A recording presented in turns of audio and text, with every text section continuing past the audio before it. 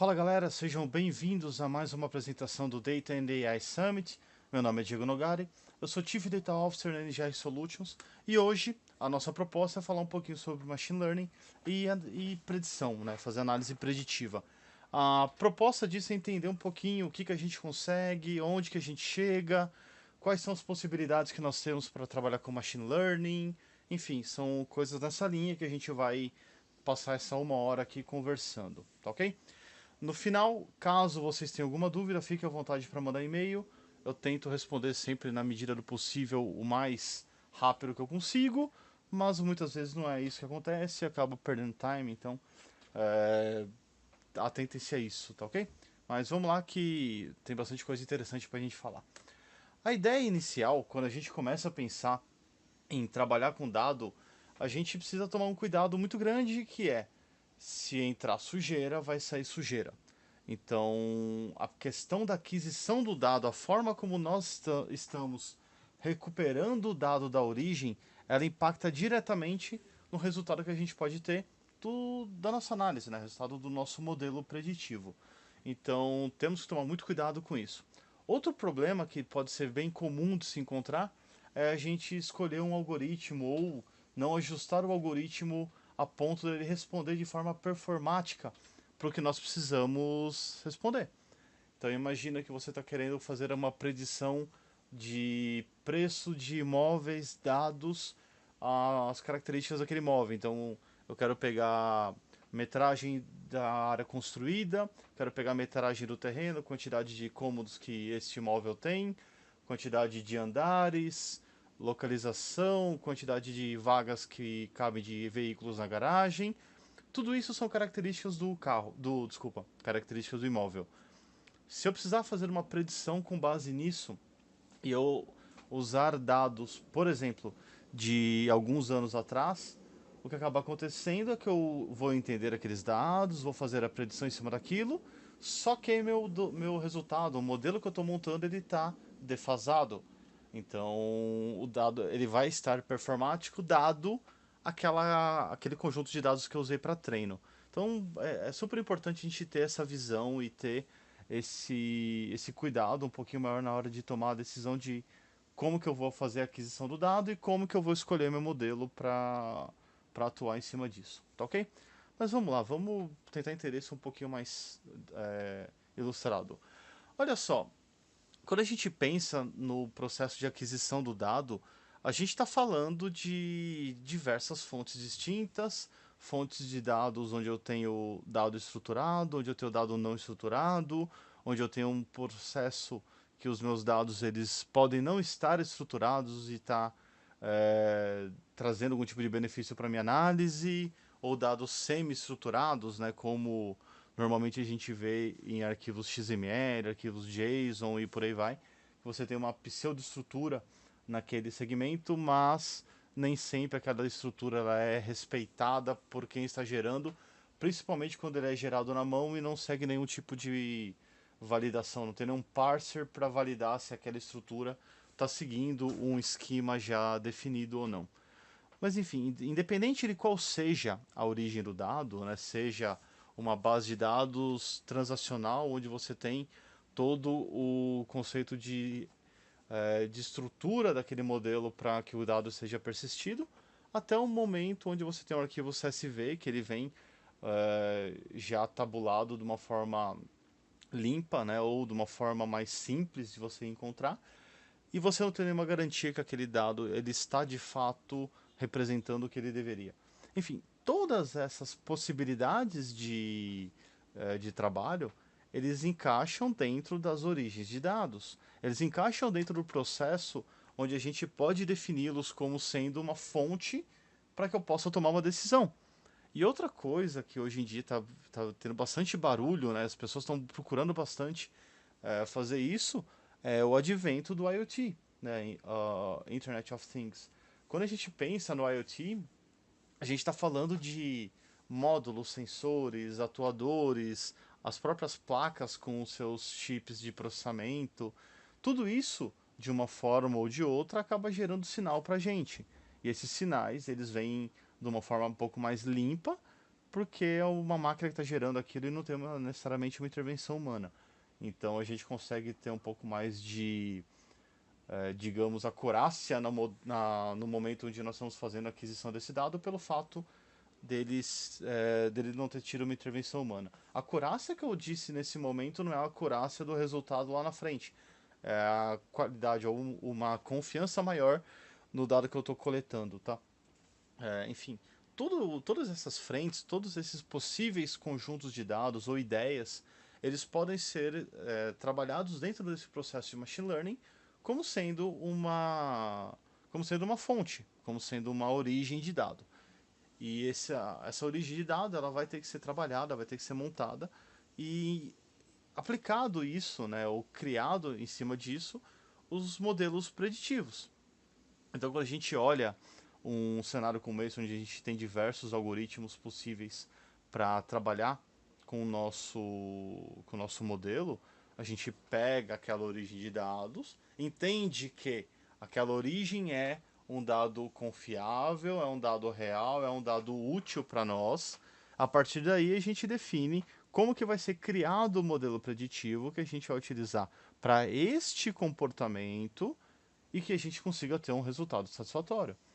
Se eu criar um modelo preditivo pura e simplesmente falar, eu li em algum lugar que regressão logística faz um processo que cria uma função sigmoide dentro de um determinado conjunto de dados normalizados e ele me dá a previsibilidade entre 0 e 1 de alguma coisa.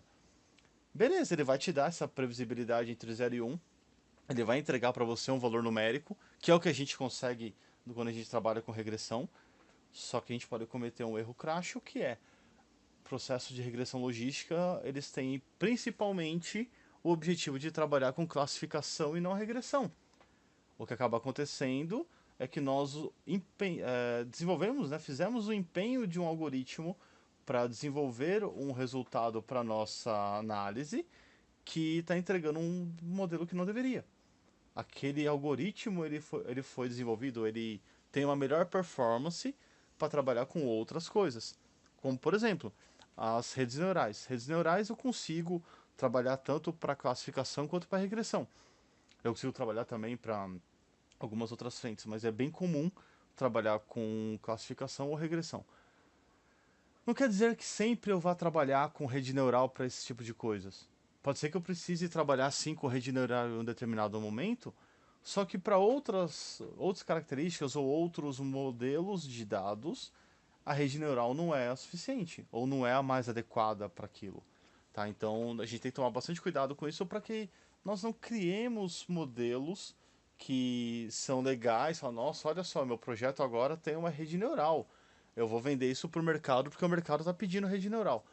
De fato, você vai conseguir vender mais, você vai conseguir ter um melhor incoming para o faturamento da sua empresa, só que talvez o modelo não performe tão bem na rede neural quanto ele poderia performar na árvore de decisão ou numa floresta, né, no Random Forest. Eu tava, você começa a mexer com isso, começa a pensar nesse tipo de coisa e você começa a se perguntar, fala, puxa, e agora? Eu mantenho o meu modelo do formato que eu criei, que funcionou bem lá atrás, e agora eu preciso revalidar esse modelo, eu preciso recalcular para ver se a performance dele continua satisfatória. E aí, eu devo mudar ou não de algoritmo? Eu devo mudar ou não de modelagem? Aquela coluna, né, que no caso da nossa modelagem ela vira uma variável. Aquela coluna, ela é útil ou não para o meu modelo ainda? Essa coluna, ela continua tendo um peso significativo para mim? Ou eu já posso desprezá-lo porque o valor que eu recupero desse meu ambiente ou desse meu modelo aqui, ele não é satisfatório para minha análise? E aí? Como que eu faço isso? Ou por que eu faço isso? Então, esse tipo de coisa é o papel que um cientista de dados faz no seu cotidiano. A gente analisa, a gente entende, a gente olha esses dados, entende a equação matemática que está por trás disso, entende onde que aqueles dados eles interagem com a equação para fazer com que isso funcione, ou isso responda à pergunta que a gente está buscando, né? Então, aqui é mais ou menos essa a proposta.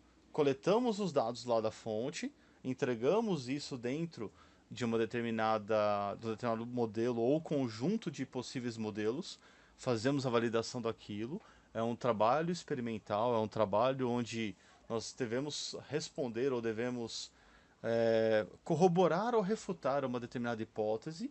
Essa hipótese ela vem de perguntas que nós temos já de conhecimento prévio.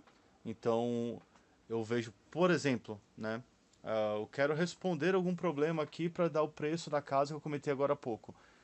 Eu preciso saber que a casa ela ficaria mais cara se ela fosse um sobrado, porque isso tem a ver com o comportamento deste cenário, dessa realidade.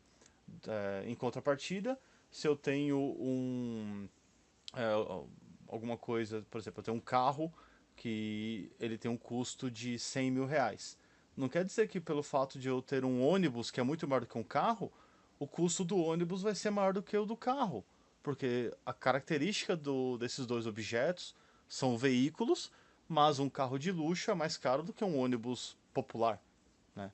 Eu tô chutando valores aqui só para vocês tentarem entender essa questão da analogia, que nem sempre uma verdade que você se aplica para um problema ou para uma realidade, ela vai se aplicar para todas as outras, tá? Então, é super importante a gente entender o cenário que a gente está trabalhando para poder fazer perguntas ou trazer hipóteses plausíveis para dentro dessa área, dentro dessa ciência, e a partir daqui a gente conseguir encontrar dados que vão nos ajudar a refutar ou a corroborar com aquela hipótese, né? E isso é bem legal na área da ciência, que a gente pode fazer isso hoje. Hoje, com os dados que eu tenho, eu consigo corroborar que essa pesquisa ou este valor ele realmente está funcionando, ele está bem. E daqui a alguns meses, por causa do comportamento dos dados, os dados mudaram. E os dados são mutantes, eles vão mudar. Aquela hipótese está sendo refutada. Isso pode acontecer e é comum, né? Dependendo do tipo de trabalho que você tem e qual que é a velocidade que você tem na mudança dos dados, esse tipo de coisa pode acontecer. Então, uma criação, né, de um modelo preditivo desse, se nós não voltarmos e ficar revisitando a criação do modelo, pode ser que a performance que ele tem fique baixa com o decorrer do tempo. E performance que eu estou dizendo aqui não é performance de tempo de resposta, é performance como sendo a quantidade de valores que ele acerta ou que ele erra, dado os inputs que nós temos, né? Então, esse tipo de atividade faz parte do cotidiano de um cientista de dados e vocês vão acabar fazendo isso no decorrer do tempo. E por fim, dentro dessa jornada, né, dessa maratona, a ideia é que você consiga pegar e disponibilizar isso de alguma forma. Seja isso através de documentos, através de bancos de dados, através de relatórios ou até através de uma API, né? Então você decide como que a comunicação que você fará, desde o momento da aquisição do dado até o momento onde você faz a publicação disso, faz o deploy desse cenário, isso faz parte desse fluxo, né? Faz parte desse processo que contempla todo e qualquer momento de dados. Então você consegue desenvolver isso e trabalhar mais ou menos nessa linha, aplicado independente seja de um processo de regressão, um processo de classificação, um processo de detecção de anomalias, um processo de recomendação e por aí vai, tá? Você pode aplicar isso para qualquer uma dessas frentes. Então, basicamente, o que você tem é isso: a entrada dos dados, a criação do algoritmo e a saída desse dado, tá? Então, quando você consegue colocar isso para funcionar e coloca isso no fluxo do seu processo, a garantia de sucesso num desenvolvimento como esse é um pouco maior. Porque você já sabe o que você vai fazer, você tem ideia, ou você tem as hipóteses, né? Você tem as perguntas que você precisa responder, e você vai modelar os seus algoritmos para poder responder aquela pergunta, né? Tem uma coisa interessantíssima em cima disso, que é a gente não tem que ajustar o dado para ele se encaixar no nosso modelo. É de novo, né? Eu quero colocar uma rede neural porque rede neural é um nome que está na moda. Pode ser que rede neural não seja a sua necessidade real. Pode ser que a rede neural seja sim um possível algoritmo para resolver aquele problema, mas que ela não seja o algoritmo mais apropriado. Pode ser que nós tenhamos outros algoritmos bem mais apropriados do que a rede neural para resolver aquele problema. Então o que a gente tem que fazer é, o meu objetivo é resolver o problema, ponto. Se eu vou usar uma rede neural, uma árvore de decisão, um SVM, não importa. O importante é, eu estou performando decente com o algoritmo que eu escolhi, que eu consegui modelar bem o meu dado, tá ok? Uma outra coisa super interessante disso é pensar dentro dessa jornada de dados o que é possível fazer, tá? Eu vou passar aqui rapidinho em cada uma dessas caixinhas para que a gente consiga ver o quanto que eu posso melhorar a minha análise ou melhorar meu conhecimento dado os elementos ou dadas as frentes que nós temos para fazer cada uma delas acontecerem nos seus devidos momentos nessa jornada, né? Momentos dentro dessa maluquice que a gente está falando de dados aqui. Primeira coisa que eu estou falando de um dado, né? O dado é um elemento estéreo dentro de um conjunto de outros possíveis elementos. Então, quando eu falo do dado, ele não tem para mim ainda um contexto, não tem para mim um cheiro, não tem para mim uma sensação, não tem nada. Ele é simplesmente um dado, uma informação estéreo, uma informação que não tem contexto nenhum. Por exemplo, eu viro para você e falo 35. Aí você fala, puta, que diabo que é 35? O que isso significa? 35 anos, são 35 graus, altura 35 centímetros. O que é 35? Você não tem um contexto, ele é um dado, ele é uma unidade estéreo que não tem, de fato, alguma coisa útil ainda, num contexto como um todo, associado àquilo. É simplesmente um dado jogado, 35. Quando eu passo pro lado, eu começo a falar para você de... Eu começo a dar evidências, ou começo a colocar isso dentro de um contexto um pouco maior, ele passa a virar informação. Então, eu viro para você e falo, 35 graus. Isso para você, ele pode significar alguma coisa, para mim pode significar outra, porque a gente já tem certa cultura e certo conhecimento específico que nós adquirimos com o decorrer do tempo, que nós sabemos que isso pode ser uma coisa boa ou uma coisa ruim, e vai depender da nossa cultura, né? A gente ainda não tem ligações específicas para passar para a caixinha do lado que é conhecimento, ainda na parte da informação. Aqui na parte da informação, por enquanto você tem 35 graus. Ótimo. Você já sabe do que se trata o graus. Você já sabe que é uma sensação de temperatura, que você pode ter momentos onde essa temperatura ela é amena, pode ter momentos onde essa temperatura ela é quente ou essa temperatura é fria.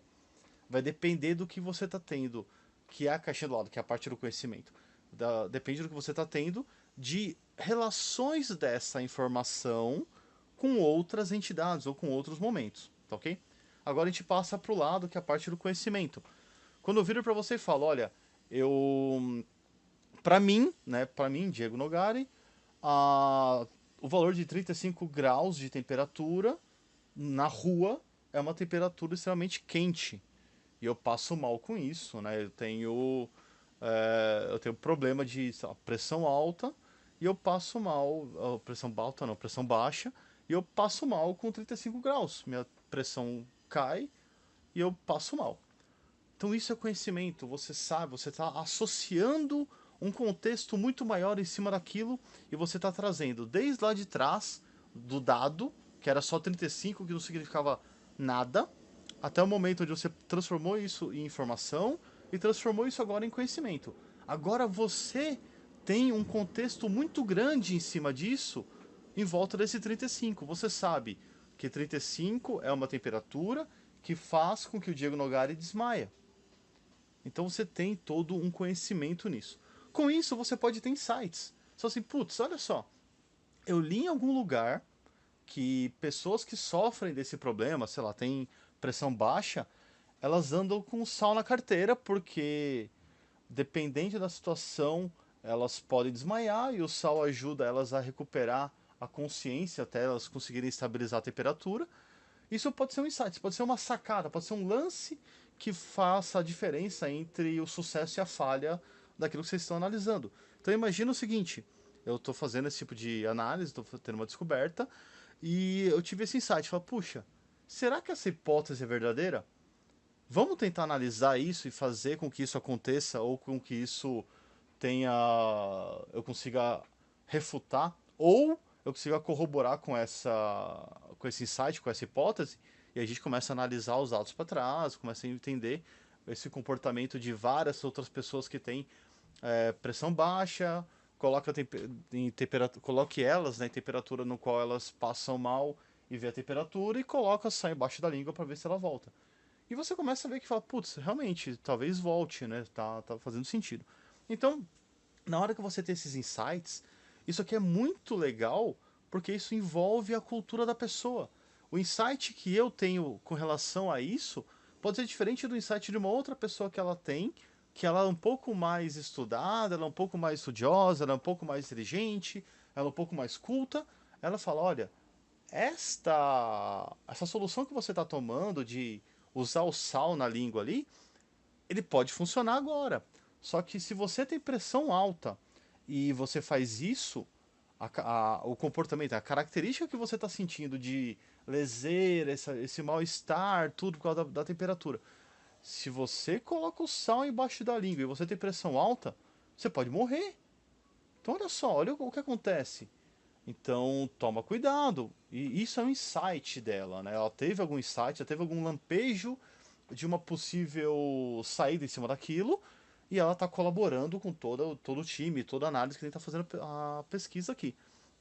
Então, esse insight que ela está tendo é em cima do conhecimento, o conhecimento foi em cima da informação, a informação foi em cima do dado. Então vejam que a gente está construindo algo nessa jornada aqui. E por fim, a gente chega até o momento da sabedoria, onde a gente começa a juntar, pensando todos esses possíveis insights, pensando em todas essas hipóteses que a gente está tentando entender ou tentando responder, a gente começa a ver, fala, puxa, olha só, é sabido que o Diego Nogari passa mal com temperaturas acima de 35 graus e ele desmaia. Então, na hora que eu for responder alguma coisa específica sobre aquele assunto e eu tiver que interagir com alguma coisa que tenha a ver com aquele assunto, por exemplo, eu preciso comprar um carro. Eu, por algum motivo, vou trocar de carro, né?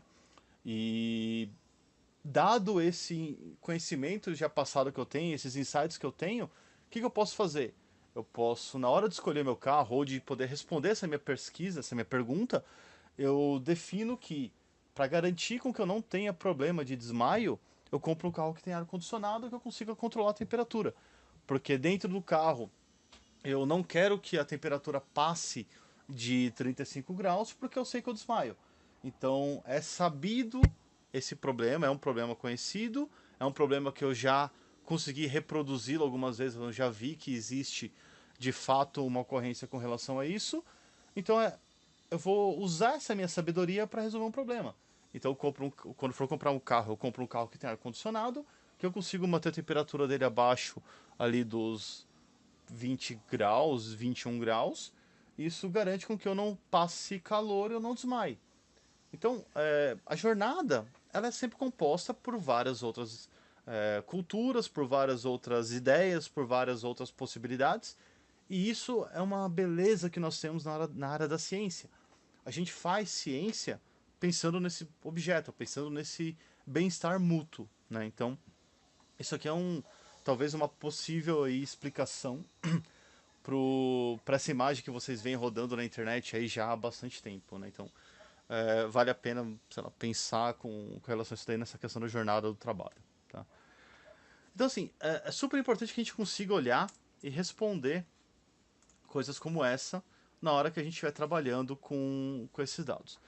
E quando a gente fala de aprendizagem de máquina, né, que é o uso especificamente daqueles modelos que estavam lá naquela imagem do meio, que pegava os algoritmos, como que funciona isso? O que que é uma aprendizagem de máquina, né? Se a gente for levar isso ao pé da letra, a gente está falando basicamente de ter um elemento, né, ou ter uma entidade computacional que está entendendo padrões comportamentais e está tentando melhorar a interação humano-computador.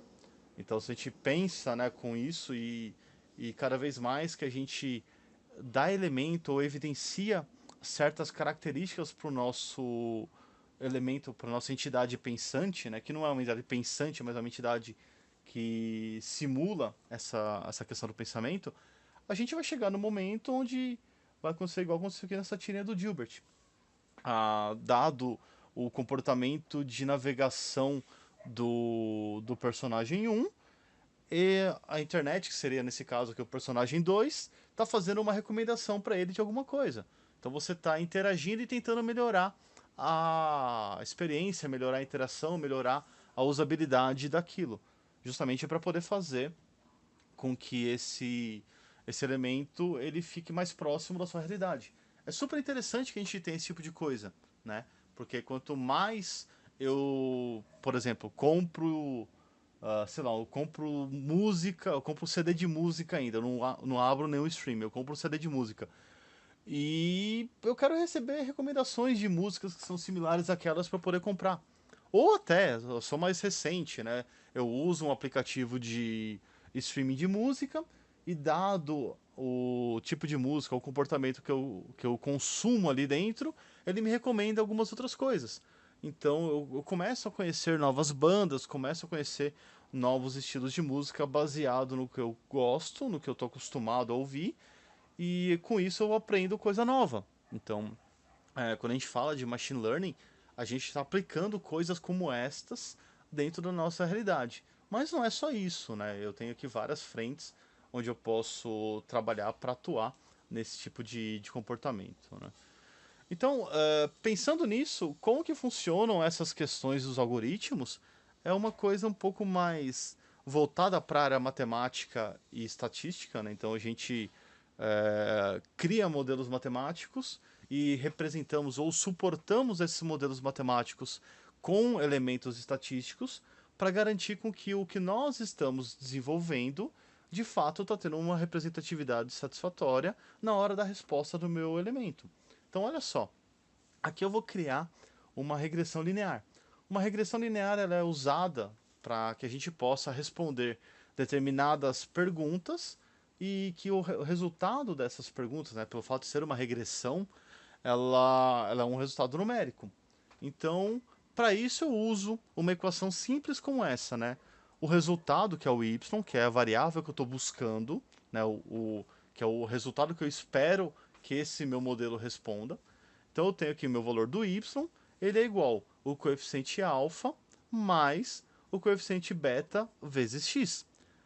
Puta, e agora, meu? É matemática. Será que eu preciso realmente fazer isso acontecer na matemática? Precisa. E aí você começa a ver que não é um negócio de outro mundo, é um negócio até que relativamente simples de ser desenvolvido, de ser apurado, mas por trás é isso que tem. É um modelo como esse. Essa parte de cima que vocês estão vendo aqui, desse y é igual a alfa mais beta de x, é a equação da regressão linear. Quando eu preciso calcular o alfa e o beta, ele dá um pouco mais ele assusta um pouco mais, porque você começa a ver ali é, valores, por exemplo, o símbolo da somatória aí, né? Isso daí dentro da parte matemática da computação, a gente vai acabar fazendo um looping, né? Vai fazer um laço iterativo para correr todos os elementos daquela nossa amostra dos dados para que ele consiga interpretar e fazer a interpretação, fazer o cálculo que precisa, né? Então é bem assim, depois que você interpreta isso, entende, ela é bem simples de ser desenvolvida, né? Então olha só, dentro de um processo como esse, né, o processo da regressão linear, eu tenho aqui minhas equações, eu tenho esses dois coeficientes que me definem a inclinação da reta, né, que é o crescimento do y baseado no que nós temos em x, e o alfa é o ponto inicial, né, o ponto onde a minha reta da regressão linear ela vai começar no ponto y quando x for zero. Então esse cálculo todo que a gente está fazendo, eu consigo montar isso dentro da minha análise e chegar num resultado como esse. Então olha só, os pontos verdes que vocês encontram aqui nesse gráfico que está à esquerda, que tem uma reta laranja no meio, eles são exatamente os pontos que servem de dados de entrada para minha análise. E esses dados de entrada, eles aparecem aqui nesse quadro do lado direito da tela. Então eu tenho no eixo X, que é a minha variável de explicação, eu tenho o tempo em anos de experiência dos funcionários, e do lado esquerdo, né, no meu eixo na vertical, eu tenho o eixo Y, que é a variável resposta, a variável que eu busco responder dado este comportamento. Então, eu tenho aqui, ó, a coluna anos e a coluna salário, naquele quadro da direita. Então, um funcionário que tem 3 anos de experiência, ele tem um salário de 30 mil reais anuais. Um funcionário que tem 8 anos de experiência tem um salário de 57 mil reais anuais. E por aí vai, todos esses dados aqui, todas essas 10 linhas de valores. Quando eu coloco isso dentro daquela equação, o que ele me representa, o que ele me devolve, tem os valores de alfa e de beta. Então, ao colocar isso dentro de uma representação gráfica, o que esses cálculos eles entregam para mim é justamente essa reta laranja. É uma reta que tenta ajustar ao máximo aquela equação aos pontos que nós temos de entrada dos dados. Feito isso, o que acaba acontecendo é, se eu quiser fazer uma nova predição de valores, eu posso fazer utilizando o comportamento que nós estamos vendo aqui na tela nessa reta, nesse ângulo roxo que vocês estão vendo. Então, se eu quiser fazer uma predição, por exemplo, de um salário, de qual seria o salário de uma pessoa que tem a experiência de 9 anos, eu poderia subir a partir do ponto 9 do eixo X, né, do meu eixo de anos, bate ali na reta da minha reta da regressão e levo este ponto até meu eixo Y, que é onde eu tenho a representatividade do salário em anos que eu estou buscando. Com isso eu consigo chegar e falar, olha, dado este comportamento de entrada, com este modelo preditivo que nós estamos desenvolvendo, eu chego até este resultado aqui, que é o ponto de interceptação de 55.04. Então este seria 55.040 o valor anual do salário de uma pessoa que tenha 9 anos de experiência aqui nessa representação, tá ok? Então, isso que seria uma forma visual da gente ter um suporte para tomar essa decisão. Só que, obviamente, a gente não precisa fazer isso. A gente pode chegar e fazer o cálculo todo utilizando equações já prontas, que é o que a gente vai fazer agora aqui com o R. Eu vou mostrar isso para vocês aqui em programação em R. Por que eu vou fazer em R? Porque o R é compatível tanto com o Power BI, quanto com o Azure Machine Learning, quanto com o Visual Studio, quanto com o SQL Server. E o R é uma linguagem de programação open source amplamente utilizada no mundo. Tá? Então, para a área de data science, para a área de mineração de dados, AI, enfim, ela é uma plataforma, é uma linguagem de programação bem utilizada. Poderia ter sido feito em Python? Sim, poderia. Seria a mesma coisa. Python é compatível com SQL Server, Python é compatível com Visual Studio, Python é compatível com o Azure Machine Learning e por aí vai. Então eu consigo ter esse tipo de comportamento aqui na minha análise, tá ok? Então, dado esse comportamento, o porquê disso, a gente vai entender aqui um pouquinho mais o porquê como que funciona esse cenário, tá? Eu só vou mudar as cores aqui do R para ficar mais bonitinho. Vou carregar aqueles dados. Eu não vou ficar explicando os códigos em R, porque a gente vai acabar perdendo muito mais tempo aqui do que a gente tem para apresentação. Mas olha só, aqueles dados que nós temos no Excel, desculpa, lá no PowerPoint, são exatamente os dados que nós estamos apresentando aqui na tela. Então eu tenho o salário e a idade a idade não, né? O tempo de experiência daquele indivíduo. Se eu plotar esses dados aqui naquele gráfico, vocês vão ver os pontos verdes como foram vistos lá atrás, tá ok? Para criar regressão, a gente vai utilizar uma função chamada LM de Linear Model. Eu vou passar para ele e falar assim, olha, eu quero responder a minha informação de salário com base na informação dos meus anos. Então é justamente isso que eu estou passando aqui. Estou falando para ele assim, olha, cria para mim uma regressão linear para responder os salários a partir dos anos. E joga isso, né? Coloca esse resultado na minha variável regressão. Então ele vai criar um objeto para mim chamado regressão, e eu vou olhar aqui dentro os meus coeficientes. O primeiro coeficiente ali, que é o coeficiente de interceptação, que é o 23,20, e eu tenho o coeficiente do crescimento, né, que são esses dados cifrão anos, que é de 3,53. Então, o que acontece? Na hora que eu coloco isso dentro daquela minha equação, ele calcula para mim aqui o beta e o alfa.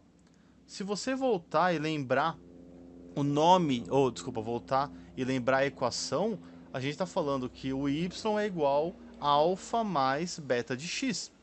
Então, o que é o alfa? O alfa é o ponto de interceptação, que é o momento onde ele vai começar a criar é o ponto onde ele vai começar a criar a minha reta. Então, o ponto de interceptação, dado o meu eixo x 0, ele vai plotar este valor no meu eixo y. E esse modelo que nós temos de dados cifrão anos, é o meu crescimento, seria o quanto que a cada elemento que eu cresço no meu eixo x, ele vai crescer no meu eixo y. É como se fosse a minha inclinação da reta, tá? Seria alguma coisa mais ou menos nessa linha. Então, dado esse tipo de coisa, eu posso mandar imprimir, né, uma linha nova que vai representar isso dentro dos meus dados, tá ok? Então assim, é só para vocês entenderem, verem essa representação. Então na hora que eu quiser desenvolver agora, falo, opa, quero calcular, ou quero entender esse meu valor dos anos trabalhados aqui. Então eu posso criar uma equação, né, para representar isso na mão, chamada y é igual o regressão coeficiente 1, lembra? Eu acabei de falar para vocês que os meus coeficientes eu tenho o alfa e o beta, e o alfa é o ponto inicial. Então, eu estou representando aqui exatamente aquela equação, né? Y é igual a alfa mais beta vezes x, e o x a gente acabou de criar aqui em cima, que é a experiência com 9 anos. Na hora que eu faço isso, ele armazena lá no meu y o valor da minha variável, e se eu olhar aqui o resultado, tá aqui, ó, 55,04. Então ele calculou para mim para fazer aquele valor. E para colocar esses caras aqui, né, na reta, é bem simples. A gente pega os pontos, sobe ali o ponto até a reta e leva ele de volta para o eixo Y. Então assim, é só uma forma de vocês verem esse tipo de coisa acontecendo. Para que isso aqui é útil? Imagina que você vai fazer uma entrevista com alguma pessoa e você quer entender qual seria um possível salário para essa pessoa, dado a experiência dela. Pensando que a única característica que você vai utilizar no seu modelo é, olha, eu vou olhar o seu salário para poder, desculpa, vou olhar a sua experiência para poder dizer o seu salário. A gente vai esquecer todas as outras possíveis variações ou variáveis que nós podemos ter para criar esse tipo de elemento e vamos olhar única e exclusivamente este comportamento, tá? Então, com base nisso, você conseguiria criar um elemento desse e o seu RH, por exemplo, poderia virar para você e falar, beleza, eu estou contratando aqui uma pessoa que tem 12 anos de experiência. Quanto que seria um salário inicial para a gente começar a conversa com essa pessoa? Você pode virar para o seu RH e falar assim, olha, dado o nosso histórico de contratação aqui na empresa, uma possibilidade de salário anual para uma pessoa de 12 anos de experiência é R$ 65.658. E aí o RH faz o resto do processo deles, já com esse número em mente. E aí começa a negociação com a pessoa, né? Então assim, é só uma ideia, é só uma possibilidade para vocês terem aqui uma visão de como que isso pode acontecer, tá? Saindo do processo de regressão, a gente vai para um processo agora de redes neurais, porque tá na moda, é legal. Cara, a gente tem muitas redes neurais para trabalhar. A gente tem que tomar cuidado para a gente não ficar se limitando a falar assim, olha, vou criar um projeto de rede neural. Cara, se a gente não souber o que a gente está fazendo, a gente vai criar errado, a gente vai criar uma rede neural que não performa direito, a gente vai criar uma rede neural que não tem o comportamento que deveria. A gente tem que tomar muito cuidado com isso, tá ok? a gente vai falar um pouquinho para vocês tentarem visualizar o que, que é isso ou qual que é a pegada toda por trás dessa brincadeira. Então, olha só, a rede neural, quando a gente começa a pensar isso, e é sempre legal, né, fazer essa analogia com o neurônio biológico, o propósito de uma rede neural é de fato tentar criar ou tentar fazer uma simulação do neurônio, e a gente está muito longe disso ainda, né? A gente ainda está tentando simular o cérebro biológico e estamos bem longe. Então a gente tem um caminho, tem um campo ainda de pesquisa nessa área da inteligência artificial muito grande para ser buscado ainda e para ser especializado. Mas tem outros pontos favoráveis, que é a gente consegue simular pelo menos um neurônio, né? Não é exatamente como o comportamento do neurônio biológico, porque ele é adaptativo, enfim, ele tem várias coisas biológicas, químicas que rodam no nosso cérebro que a gente não consegue ainda reproduzir na parte computacional, mas estamos buscando, estamos tentando chegar em coisas como essa. Então, assim, olha só, a ideia, né, da gente ter fazer essa analogia com o neurônio biológico versus o neurônio artificial, é justamente a gente poder olhar e falar assim, olha, temos os dendritos, temos os axônios, temos os terminais do axônio, temos o corpo neural ou o soma, e todos esses caras aqui, eles estão de alguma forma se ligando ou se assemelhando ao que nós estamos desenvolvendo computacionalmente. Então a ideia disso aqui é que eu pegue os meus dendritos e ligue as saídas de outros terminais do axônio para que ele forme a nossa rede neural, né? Isso pensando no cérebro biológico. E o cérebro biológico tem lá 100 bilhões de neurônios lá dentro. Se a gente pensar em fazer isso computacionalmente, a gente vai demorar muito tempo e vai ter talvez ainda máquinas que não suportem isso, ou enfim, a gente tem que ter algum tipo de comportamento para conseguir tomar alguma decisão e fazer toda a adaptabilidade que o neurônio normal tem para representação computacional, né? Mas acho que a gente tem um caminho ainda para seguir que está bem fluido, né? A gente está avançando bastante com isso. E o que é interessante disso? Hoje a gente fala de rede neural e as pessoas falam, nossa, um negócio revolucionário, um negócio inovador, um negócio novo. E, pessoal, a representação disso daqui, esse que vocês estão vendo aqui na tela agora, ela remete a 1958. Rosenblatt montou isso daqui, né, montou essa ideia da gente ter essa simulação matemática do corpo neural lá em 58. A gente está falando de uma tecnologia ou de um modelo matemático de aproximadamente 60 anos. Olha só, será que de fato é um negócio tão inovador assim? Vale a pena a gente pensar, né? Tirar algumas crenças, né, da nossa visão para que a gente não se iluda na hora que alguém for vender para a gente um projeto e virar e falar assim, olha, eu estou implementando isso com rede neural, tá? É a coisa mais nova do mercado. Talvez a gente esteja aí falando de algo de 60 anos atrás. Mas vamos lá, olha só. A ideia disso é que a gente consiga, de uma forma ou de outra, simular aquele neurônio biológico. Então nós temos aqui também os dendritos, temos o corpo neural, temos o terminal do axônio, tudo isso para fazer aquela analogia. E olhando com um pouco mais de detalhe esse cara, ele também tem uma equação. Então reparem só ali em cima, né, eu tenho uma somatória, né, que vai ser no fim das contas um laço, um loop dentro do meu algoritmo, que vai pegar todos os dados possíveis que eu tenho e vai começar a colocar. Eu vou pegar o meu x1, multiplicar pelo meu w1, né, e somado isso ao meu bias, ao viés que eu estou colocando nesse modelo. O viés é super interessante para que a gente possa ajustar o modelo e criar dentro daquele meu cenário um modelo no qual o dado que eu estou colocando de entrada para o meu modelo de treino, ele consiga responder o que eu precisar. Para quando eu trouxer um novo elemento para isso, ele consiga bater ali e falar assim, opa, beleza, este modelo está ajustado. Esse modelo já foi treinado, ele responde bem as perguntas que eu tenho. Então eu vou dentro das características possíveis de elementos que eu tenho na minha análise, ou elementos que eu tenho nessa minha base de dados, eu consigo responder isso aqui com uma performance muito boa, né? Então o bias ele serve para isso.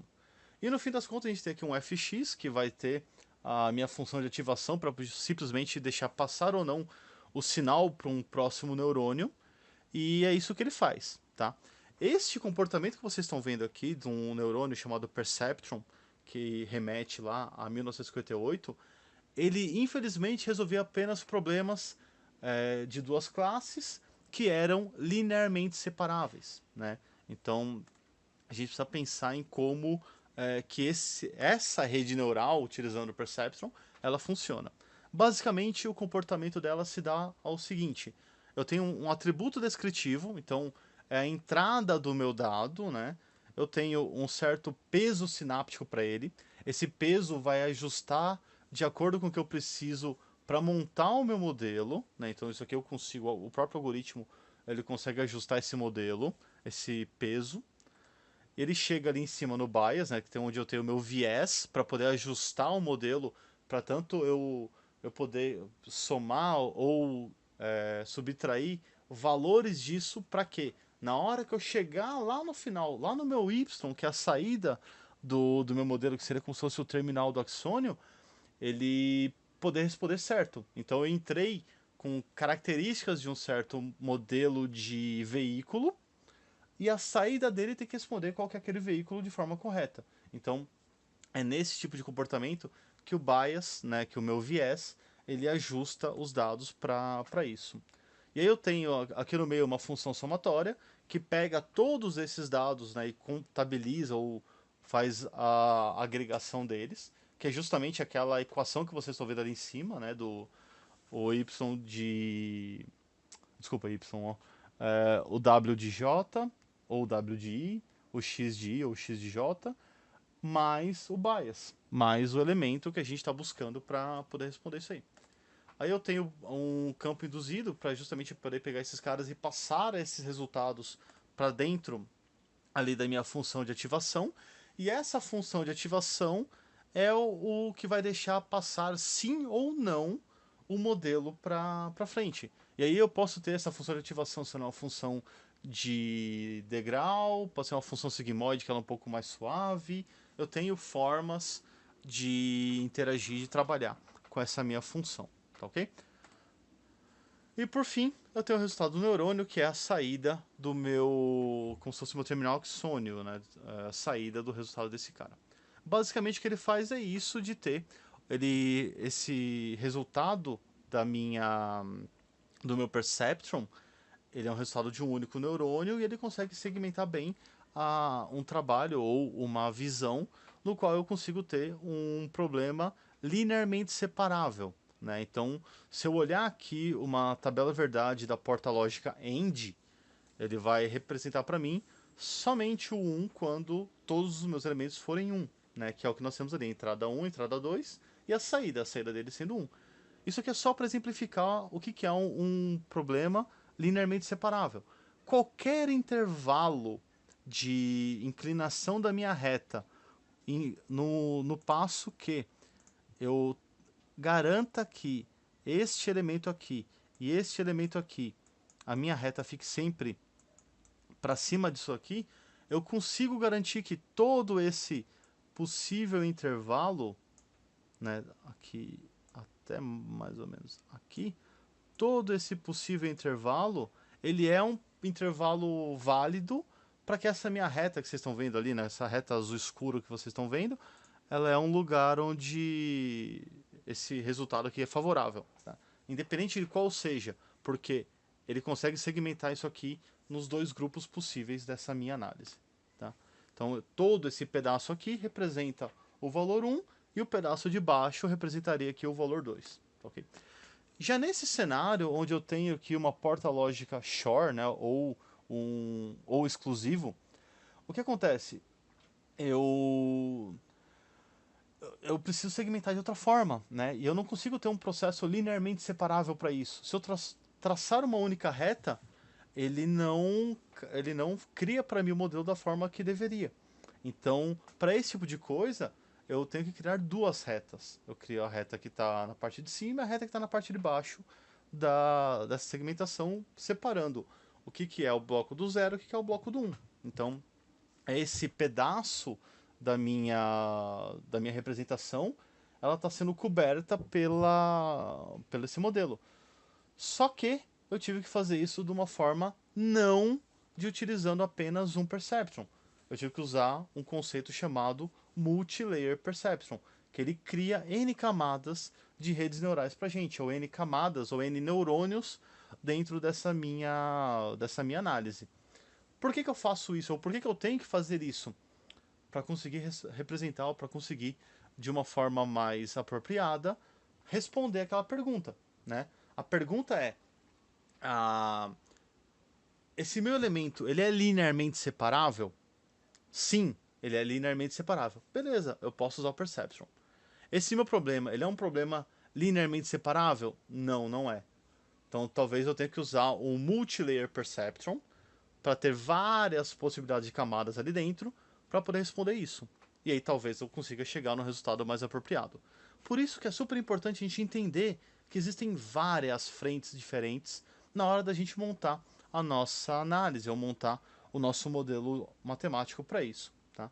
Então, dado essa entrada, eu trouxe aqui uma visão com 6 coisas, né, que eu mostrei anteriormente para vocês, que fazem parte do que a gente tem que pensar, ou que a gente tem que entender na hora que a gente for criar a nossa rede neural, para garantir com que o modelo que a gente está fazendo, ele está representando de forma correta a nossa entrada e a nossa saída. Tá ok? Então olha só, ali no canto superior esquerdo da tela, eu tenho as entradas, eu tenho os neurônios de entrada, né? Que são, nesse caso aqui, eu estou usando a base de dados do Iris, que é uma base de dados que permite com que eu consiga entender o comportamento de determinadas flores, né? Dado o comprimento e o tamanho das suas pétalas. Enfim, e o caule da flor. E com isso eu consigo segmentar isso em 3 grupos possíveis de flores, né? A setosa, a versicolor e a virginica. Essa base ela é pública, né? Então você consegue acessá-la, você consegue pegá-la em várias frentes, inclusive dentro do Azure Machine Learning. Mas vamos lá, a ideia disso é você ter os neurônios de entrada aqui no canto superior esquerdo, você ter os neurônios intermediários. Deixa eu dar um zoom aqui na tela só para vocês acompanharem ah, esses círculos, né, os neurônios laranjas aqui que vocês estão vendo na tela. Eles são esses neurônios escondidos e eu posso ter N camadas de neurônios. Quanto mais camada eu colocar, mais tempo eu vou ter de processamento dessa minha rede neural. E não é necessariamente que mais camada vai resolver o problema ou vai ajustar melhor meu problema. Obviamente eu preciso calcular, eu preciso pensar em quantas camadas eu vou pôr. Não necessariamente, quanto mais camada melhor. Beleza, coloca 1 milhão de camada aí no meio. Cara, vai dar pau. Ele vai demorar muito para responder e talvez o resultado que você tenha nessa resposta ela seja muito similar ao que a gente tem aqui com 2 camadas, tá? Então pensem sobre isso na hora de pensar ou na hora de falar. Coloca mais camada que funciona. Não é bem assim. Do lado direito nós temos ali o neurônio de saída e aqui a gente começa a ter na parte de baixo alguns outros pontos que a gente comentou ali no exemplo da simulação do neurônio biológico. A gente tem as sinapses, temos o bias, né, temos o viés, que normalmente começa com 1, depois ele vai ajustando o dado, e até o momento onde a gente tem os pesos sinápticos, que estão aqui nessa saída da direita aqui. Então repara que o viés, ele está apontando um número para cada um dos neurônios, né? Então eu tenho um viés ali do primeiro momento, onde ele aponta aqui um valor de menos 10,81 para ajustar o dado que está vindo naquele neurônio, para que ele consiga, dadas as características que ele estava recebendo, ele consiga representar bem o valor para falar o que é uma setosa, o que é um versicolor, o que é uma virginica. Porque esse é o objetivo dele, tá ok? Então, pensando por esses casos, é isso que a gente acaba montando para trabalhar com a rede neural. Quando você for pensar em montar sua rede neural, esse link do asimovinstitute.org, ele tem várias possibilidades, ou várias ideias, ou várias implementações diferentes de redes neurais. Se você pegar e começar a olhar o tipo de rede neural que você quer trabalhar, você vai encontrar, ou você vai ver que não é um negócio simples, não é um negócio trivial, não é um negócio é, que você vai sair montando e ele vai entregar para você. De fato ele vai, de fato você vai conseguir montar, você vai conseguir fazer, só que não necessariamente você vai ter uma performance boa, porque você pode ter colocado, ou você pode ter utilizado um algoritmo não apropriado para aquilo. Tome cuidado para não se enganar e falar assim, beleza, tem aqui uma rede neural, vou pôr e vai funcionar.